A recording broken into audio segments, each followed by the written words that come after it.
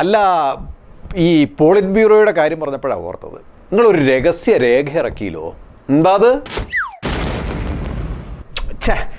അതല്ല, ഈ കേന്ദ്ര കമ്മിറ്റിയിൽ കരട് രാഷ്ട്രീയ പ്രമേയത്തിൽ നിങ്ങളുടെ ആ പ്രമേയത്തിൽ അവതരിപ്പിച്ചതിന് വ്യക്തത വരുത്തിക്കൊണ്ട് സംസ്ഥാന ഘടകങ്ങൾക്ക് അയച്ച രഹസ്യരേഖ എന്ന്. സുഹൃത്തുക്കളെ, നിങ്ങൾക്ക് കേൾക്കണം ആ രഹസ്യരേഖയുടെ സ്വഭാവം. ഞെട്ടരുത് കേട്ടോ ഇത് കേട്ടിട്ട്.